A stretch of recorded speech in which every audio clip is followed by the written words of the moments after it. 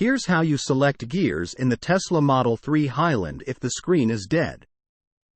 With the big reveal of the refreshed Tesla Model 3 out of the way, it's time for curious enthusiasts and bloggers alike to find out all sorts of interesting details about the facelifted EV that went under the radar in the official images and videos. One obvious fact about the revamped all-electric sedan is that it no longer has physical stalks on the steering column, like the pre-facelift Model 3 did, with Tesla moving some of the controls on the steering wheel itself and some on the central touchscreen. On the old EV, gear selection was the main job of the right-hand side stalk, with drivers pushing down for drive, up for reverse, and pressing on the end for park. Now, though, without a physical stalk, the user will have to use the screen to choose a gear, like it is on the revamped Model S and Model X.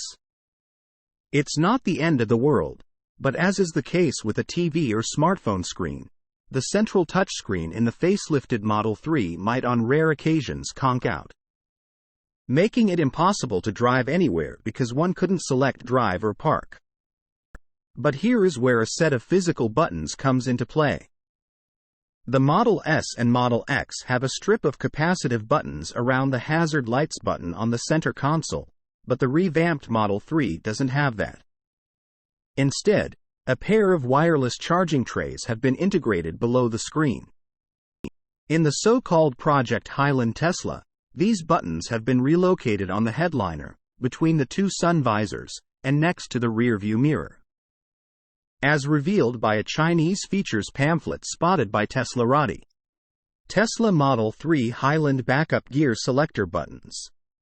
The same document reveals the performance specs of the refreshed Model 3, with the rear-wheel drive variant getting an electric motor that makes 194 kilowatts, 260 horsepower, and 250 pound-feet, 340 newton-meters of torque, all while weighing 3,880 pounds, 1,760 kilograms.